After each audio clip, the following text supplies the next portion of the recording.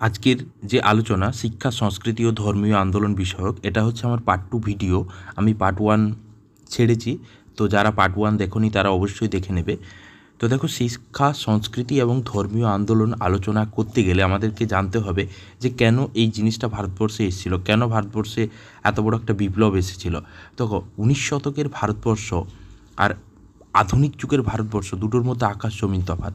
তো সেই পিরিয়ডে ভারতবর্ষের যেমন সমাজ, সংস্কৃতি, ধর্ম, শিক্ষা ব্যবস্থা সব কিছু একদম পুরো চরম ডামাডোলে গিয়েছিল। কারণ সেখানে প্রাচ্য এবং পাশ্চাত্যের মধ্যে একটা দ্বন্দ্ব দেখা দিয়েছিল। তো সেই দ্বন্দ্বকে দূর করার জন্য ভারতের বেশ কিছু লোক, যারা পরবর্তীকালে বিশাল স্মরণীয় হয়ে রয়েছেন, তো সেই সব ব্যক্তি রাজারাম মোহন রায়, ঈশ্বরচন্দ্র বিদ্যাসাগর, ডিরোজিও, জ্যোতিবা ফুলে, স্যার সৈয়দ আহমদ খান প্রমুখ, তারা কিন্তু ভারতবর্ষের শিক্ষা, সংস্কৃতি, ধর্ম, ইতিহাস ঐতিহ্যে এক ব্যাপক পরিবর্তন সাধিত করেছিল। তারা আমাদের সমাজ ব্যবস্থাকে আরও উন্নত করার জন্য বেশ কিছু কাজ করেছিলেন। তো আমরা এই চ্যাপ্টারের মধ্যে আমরা সেইগুলো নিয়েই আলোচনা করব। তো যারা আমার ইউটিউব চ্যানেলে নতুন তারা অবশ্যই চ্যানেল সাবস্ক্রাইব করে নেবে, এবং যদি ভিডিও ভালো লাগে অবশ্যই লাইক করবে, শেয়ার করবে, কমেন্ট করবে। তো দেখো, যারা পার্ট 1 দেখোনি অবশ্যই কিন্তু পার্ট 1 দেখে নেবে, এবং এই কোশ্চেনগুলো কিন্তু বারবার পরীক্ষাতে ফিরে ফিরে আসে। তো সুতরাং তোমাদের কাছে আসন্ন এক্সামের জন্য অবশ্যই কিন্তু এগুলো খুবই গুরুত্বপূর্ণ। তো যারা পার্ট 1 দেখে নেবে অবশ্যই, আর ভিডিও ভালো লাগলে লাইক করবে, শেয়ার করবে, কমেন্ট করবে।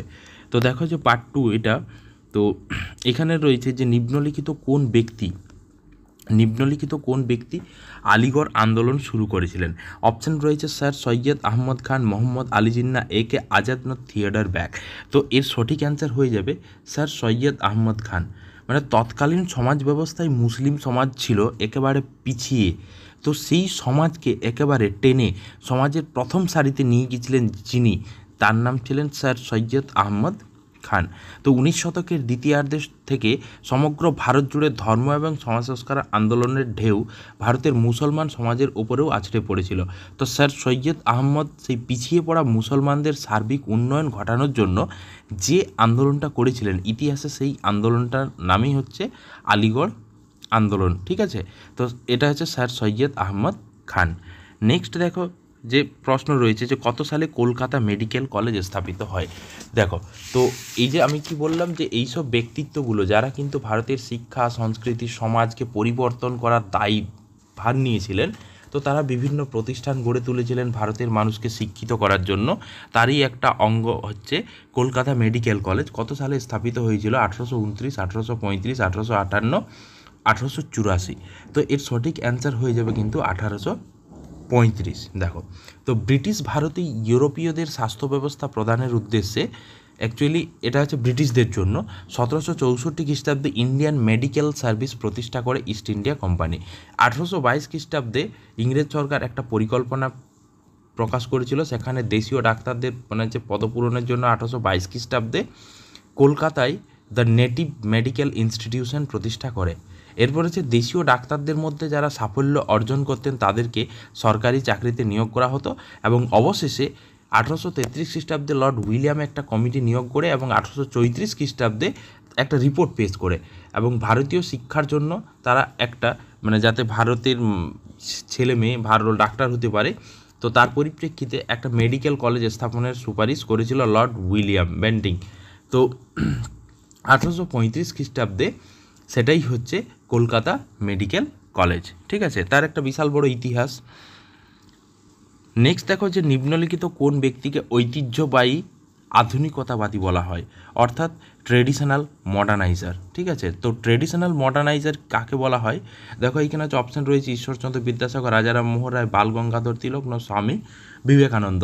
এরা সবাই কিন্তু আমাদের সমাজ ব্যবস্থাকে আরও এগিয়ে নিয়ে যাওয়ার জন্য নানান প্রয়াস করেছেন। তো এর সঠিক অ্যান্সার হয়ে যাবে ঈশ্বরচন্দ্র বিদ্যাসাগর। খুব ইম্পর্ট্যান্ট কোশ্চেন কিন্তু। ঈশ্বরচন্দ্র বিদ্যাসাগরকে বলা হয় ট্রেডিশনাল মডার্নাইজার বা ঐতিহ্যবাহী আধুনিকতাবাদী।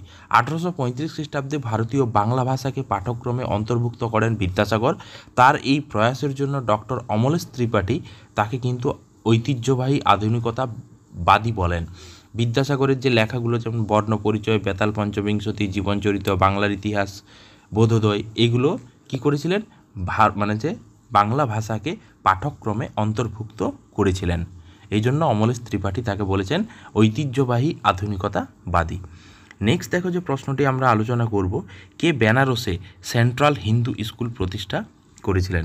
মহাদেব গোবিন্দ রানাডে, কেশবচন্দ্র সেন, ন এনি বেসান্ত, ন গোপাল হরি দেশমুখ। ঠিক আছে, তাহলে হচ্ছে কোশ্চেনটি হলো বেনারসে, এর সঠিক অ্যান্সার হয়ে যাবে এনি বেসান্ত। ঠিক আছে, তো এনি বেসান্তের উদ্যোগে 1898 খ্রিস্টাব্দে, কত 1898 খ্রিস্টাব্দে বেনারস সেন্ট্রাল হিন্দু স্কুল প্রতিষ্ঠা হয়। আর্থার রিচার্ডসন নামক একজন ইংরেজ এনি বেসান্তকে এই স্কুল প্রতিষ্ঠায় সাহায্য করেছিলেন।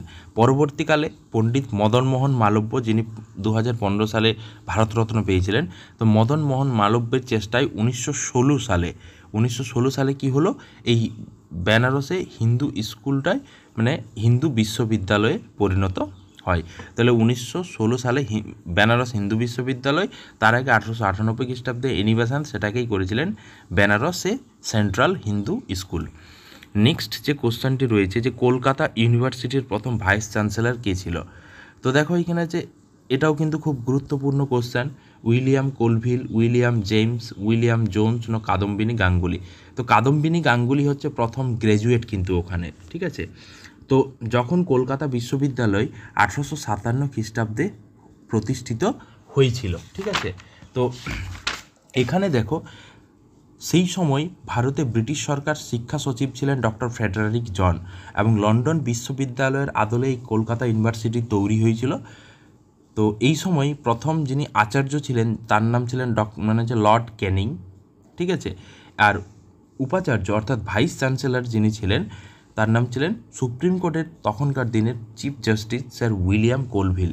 তো এর সঠিক অ্যান্সার হয়ে যাবে উইলিয়াম কোলভিল, এবং এখানে প্রথম গ্র্যাজুয়েট মহিলা হচ্ছে কাদম্বিনী গাঙ্গুলি। এটাও কিন্তু খুব ইম্পর্ট্যান্ট। ঠিক আছে, নেক্সট দেখো কোশ্চেনটি রয়েছে যে হিন্দু বালিকা বিদ্যালয় প্রতিষ্ঠা কে করেছিলেন? হিন্দু বালিকা বিদ্যালয় প্রতিষ্ঠা কে করেছিলেন?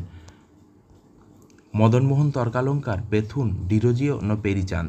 তো দেখো আমাদের শিক্ষা ব্যবস্থাকে আরও এগিয়ে নিতে, আমাদের সমাজ ব্যবস্থাকে আরও এগিয়ে নিয়ে যেতে বিভিন্ন ব্যক্তিত্ব বিভিন্ন প্রতিষ্ঠান গঠন করেছেন যাতে সমাজ আরও এগিয়ে যায়। তো তারই একটা অঙ্গ হচ্ছে হিন্দু বালিকা বিদ্যালয়। তো হিন্দু বালিকা বিদ্যালয় কে প্রতিষ্ঠা করেছিলেন? তো এর সঠিক অ্যান্সার হয়ে যাবে কিন্তু বেথুন সাহেব।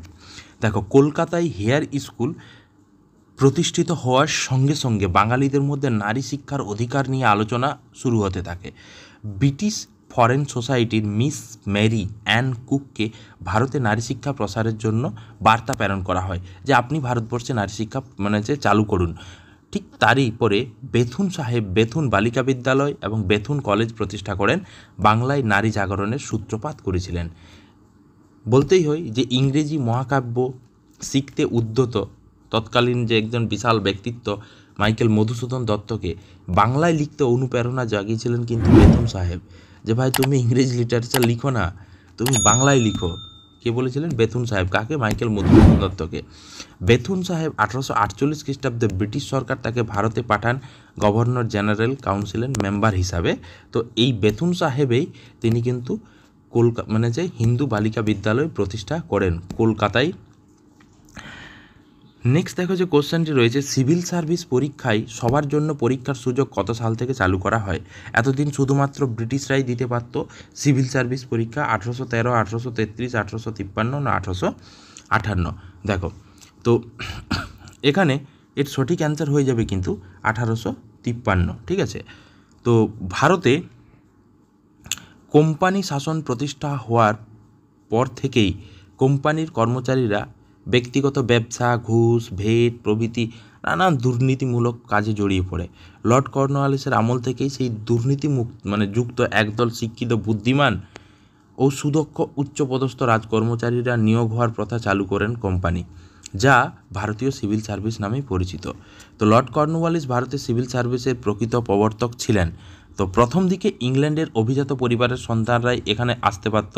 ইংল্যান্ড থেকে তখন তরুণ সিভিলিয়ানদের এদেশের ভাষা, সামাজিক রীতিনীতি বুঝতে অসুবিধা হতো, কাজ করতে সমস্যা হতো।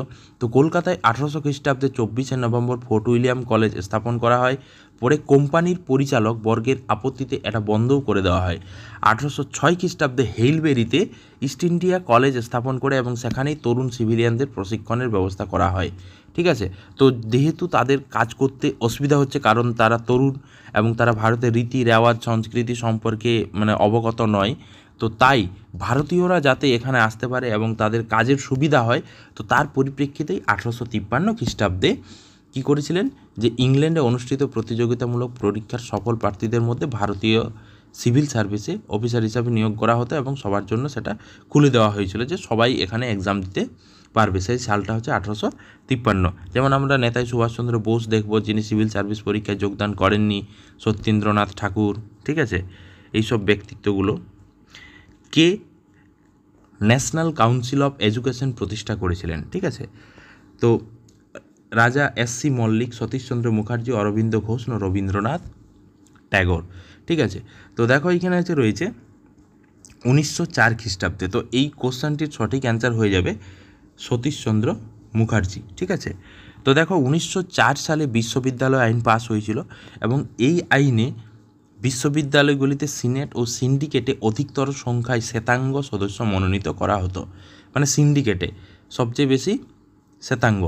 পরবর্তী ক্ষেত্রে 1905 সালের 16 নভেম্বর জমিদার সমিতি পার্ক স্ট্রিটে 1500 বিশিষ্ট ব্যক্তিবর্গ যোগ দেন এবং এখানেই জাতীয় শিক্ষা কাউন্সিলের বিষয়টি আলোচনার জন্য উত্থাপিত হয় এবং পরবর্তী ক্ষেত্রে জাতীয় শিক্ষা কাউন্সিল 14 আগস্ট 1906 খ্রিস্টাব্দে বেঙ্গল ন্যাশনাল কলেজ ও বেঙ্গল ন্যাশনাল স্কুল প্রতিষ্ঠা করে।